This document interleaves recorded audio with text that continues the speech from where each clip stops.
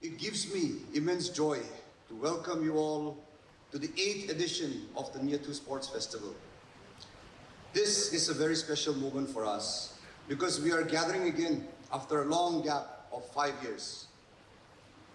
The break was necessitated by the pandemic, but it also gave us opportunity to upgrade and strengthen our sports infrastructure and facilities so that when we returned stronger and better. This festival is part of the CSR initiative of the Niathu Group in collaboration with the Niathu Privilege Club. Together, our aim has always been to promote sports and to encourage a healthy lifestyle among our people. Over the years, we have added and omitted disciplines so that this festival continues to remain relevant, exciting, and true to the spirit of sportsmanship. This year, we're introducing 4 new disciplines, namely basketball, pickleball, futsal, and a 13K endurance run, alongside, of course, volleyball, badminton, Naga wrestling, the old favorites. We're also very excited to introduce Tribe 2, a mixed martial arts fighting championship as a special feature to this year's festival edition. When we talk about youth, we don't just mean the young by age. We mean every person who is young at heart, those who bring energy, enthusiasm, and the courage to participate and celebrate life through sports. The Niathu Sports Festival is more than a competition. It is our vision to not only celebrate youth, health, and fitness, but also to give back to our community. Through this platform, we hope to provide athletes with the chance to showcase their talents, to compete in a challenging yet supportive environment, to learn from each other, and above all, to build a sense of belonging and unity. As we begin this 8th edition, let us celebrate not only the games we play, but the friendship we form, the disciplines we build, and the joy of coming together as one community. I wish all the participants the very best. May you play with passion, fairness, and joy. It's very nostalgic. The last time I was part of this festival was a few years ago when I was still part of Eastern Europe, and we sent our last team in 2018-19. And so wonderful to see the festival back again.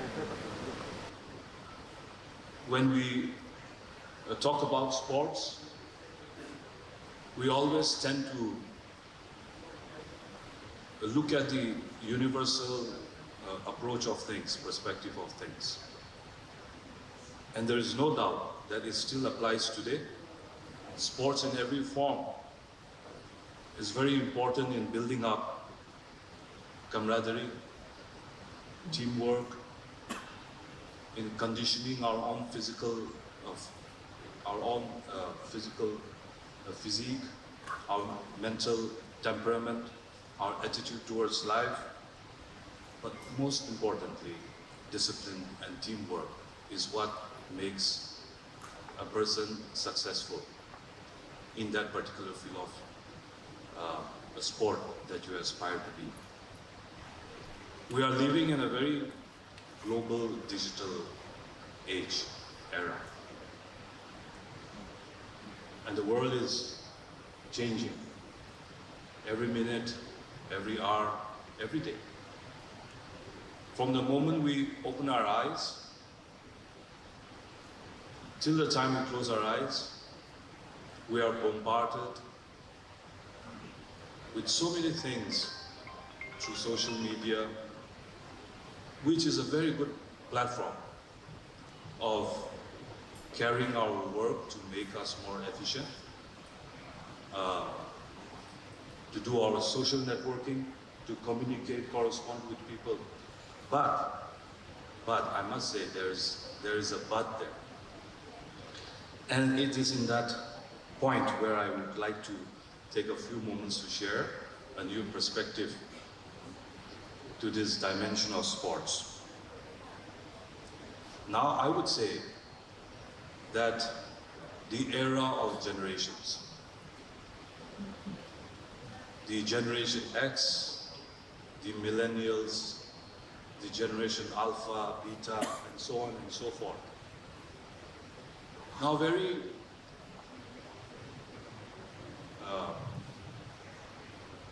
to put it this way, I think the Generation X and the generation before that were the last generation to have memorable childhood. And I don't blame the upcoming generations. In fact, I cannot even say sorry for you all not to have a childhood. But the childhood that I'm talking about is the one that the generation before Generation X and till Generation X it continued. Life was simpler. The digital form was nearly absent. Communication was done through letters.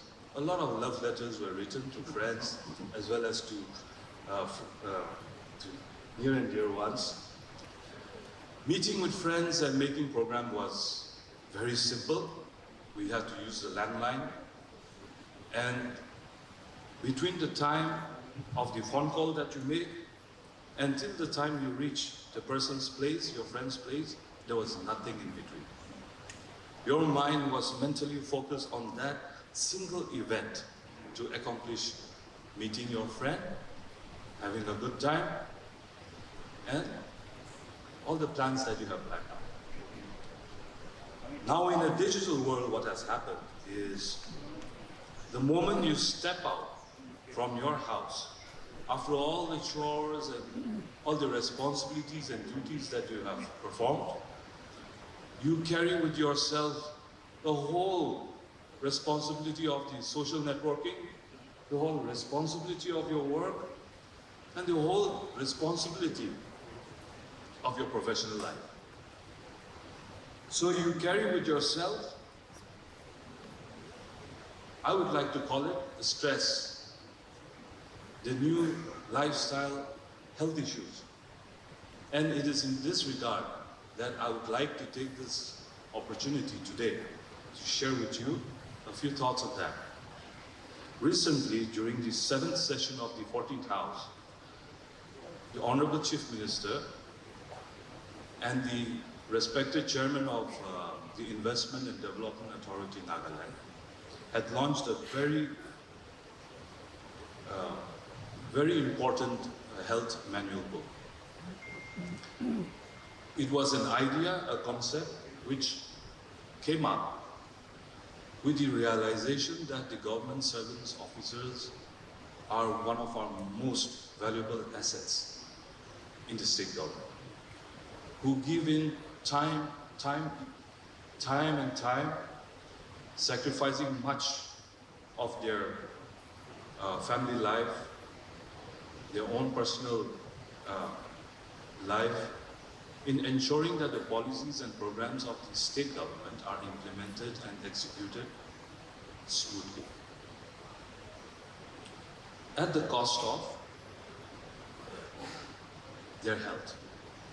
And in this regard, our Honorable Chief Minister was so generous, and his magnanimous attitude, his vision is beyond comprehension, that he had to focus on the valuable assets of the state government, which are the officers and the elected members of the Nagaland Assembly.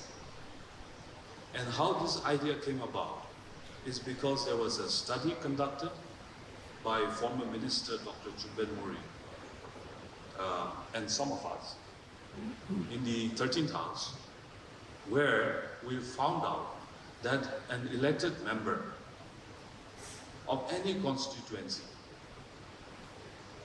he gets 5 years in a term.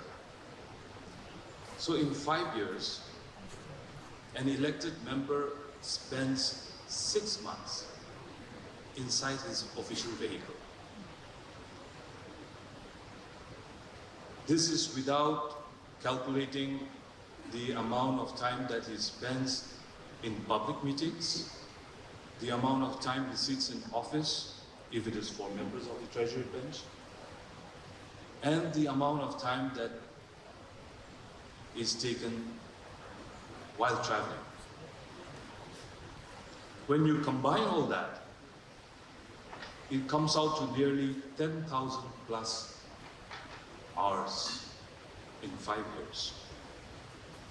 Sitting, being sedentary,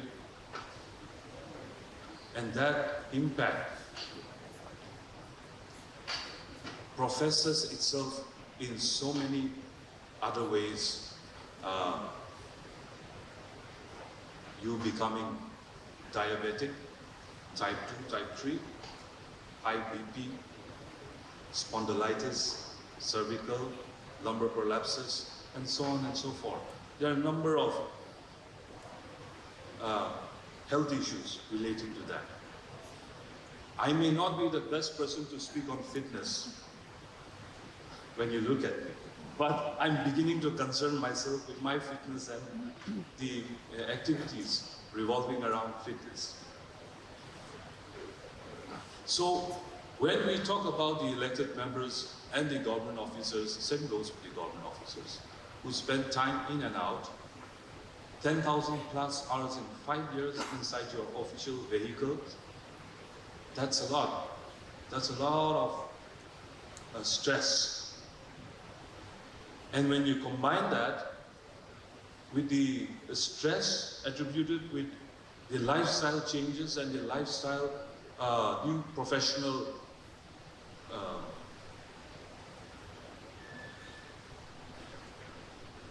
the hazards that come along with the new professions.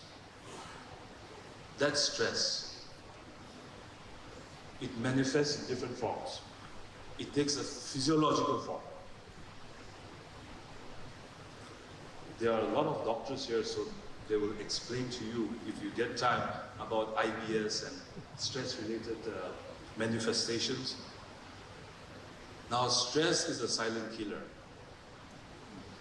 It's a very deadly health issue. You sleep, you don't wake up, you don't have any medical justifications, you don't have any reasonings, you are not an alcoholic, you are not a drug addict. What is it that must have triggered something for you to succumb? Stress. So,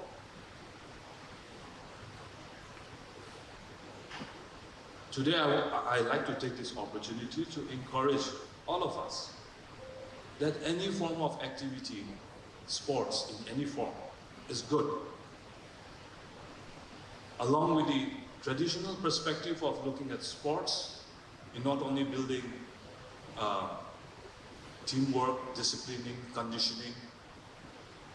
I urge all of us here today to look at sport and activity as a form of your time, my private time, where you switch off your mobile phone, 1 and 2 hours, 3 hours you dedicate to the sport. That is just you yourself, no one else. That would be a positive way of addressing the issue of stress and stress-related health issues through sport. And that dimension and perspective I wanted to share with all of us here today. Now we have amongst us an Olympian, Srimati Chakravarti. The amount of time that she has spent practicing, training, conditioning herself, I'm sure the most important driving force for her, of course when you have a private conversation with her, I think she will explain to you, but I think the most important driving force for her was her alone time, where she prepares mentally how she would succeed and how she would exceed, without any distractions, without any disruptions to the routine. It was just her archery kit, and her preparation. So, to have a sports festival, we need a living example. I'm not one of them. But I very much would like to suggest that the festival director, so Chabu, is a living example. I've been acquainted with him for so many years. And there's not a single day that he compromises on being fit. And the chief patron of the Niathu group, our Honorable Chief Minister, is again a living example of how fitness, how we profit from being fit, on not only being healthy, but on being mentally prepared for all the difficulties, challenges that comes along in all our lives. And so I take this event to urge and encourage all of us that let us not only look at sport from the universal traditional approach, but let us take up sports. If you're not a sports person like me, take up sports. I'm already doing it. You might as well do it. Not only keep you fit, but it'll give you that alone time. It'll give you that alone time. And especially to people who are on sitting in high chairs, it's very lonely. It's very lonely in those chairs. There's no one you turn to, no one that you can seek advice from. There are decisions, very, very important decisions you have to take, which will transcend down the society. So, along with a strong message of prayer before God, I think alone time is very important to be mentally balanced and to have a strong emotional support is very important. So I urge all of you to partake in this festival, not only from the traditional approach, but taking sports as a way of keeping yourself safe, safeguarding yourself in this ever-changing, globalized digital world, to keep away stress, which is a silent killer, which I think no one can deny. And so I once again congratulate the organizers for having this event after 8 years, after more than 6 years. It's very encouraging to see so many participants, not only from Nagaland, but from neighboring states.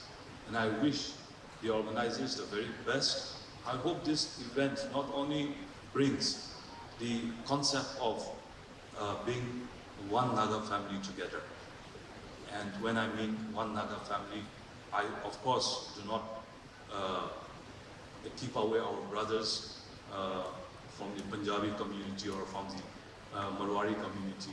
All of you are part of that one Naga family.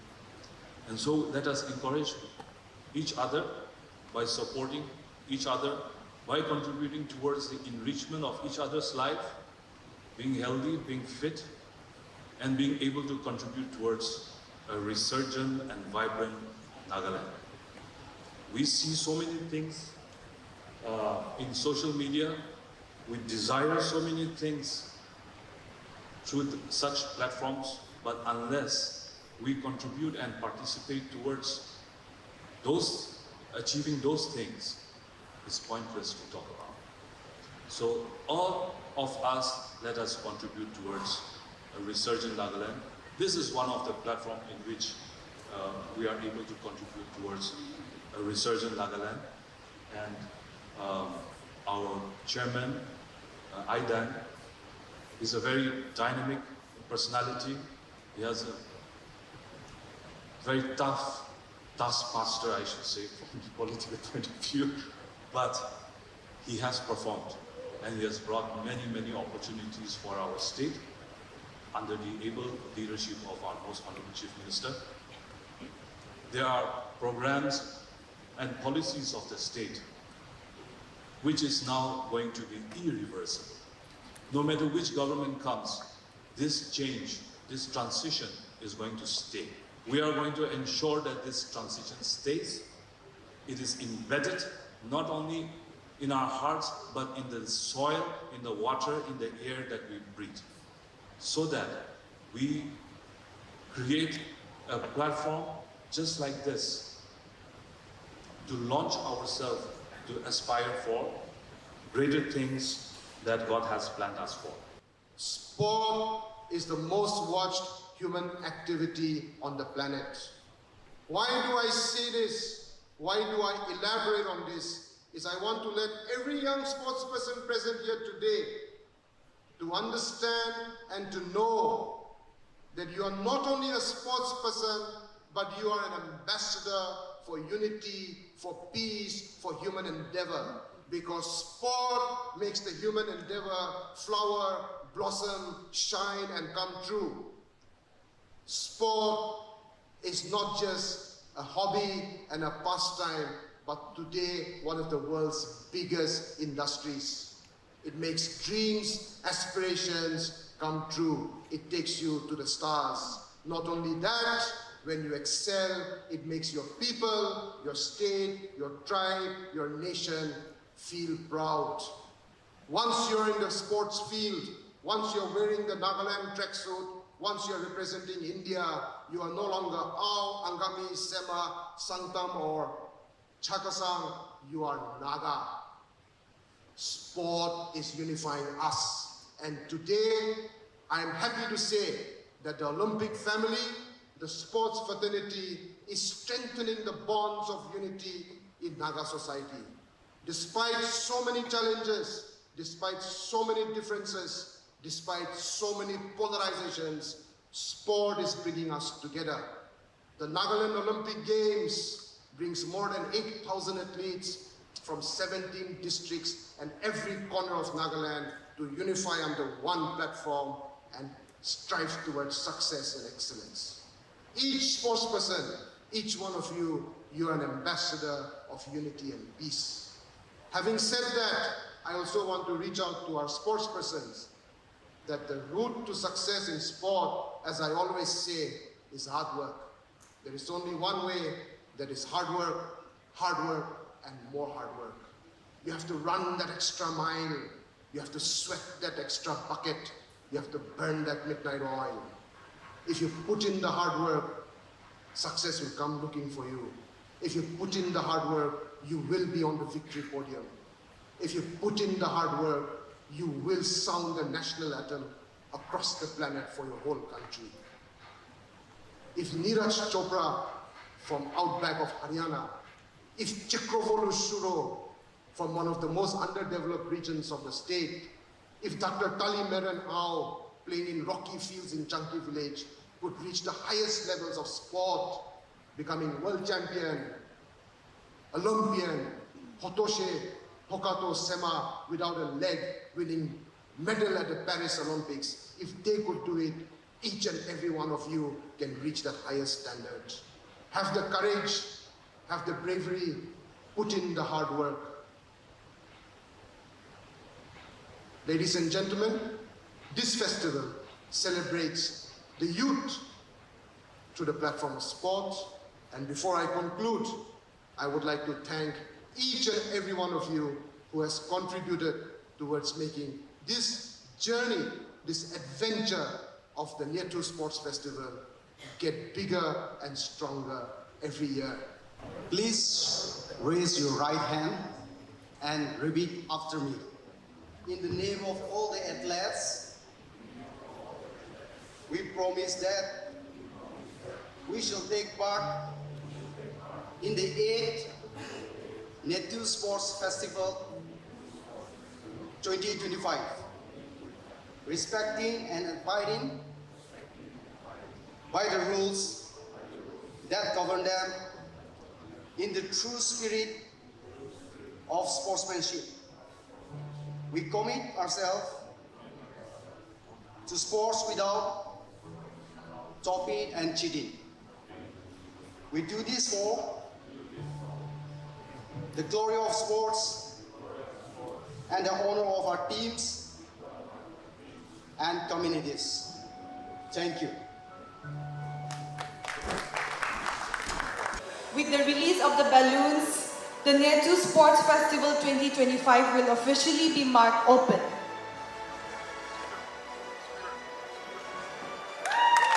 A huge round of applause. Let us mark this moment with a big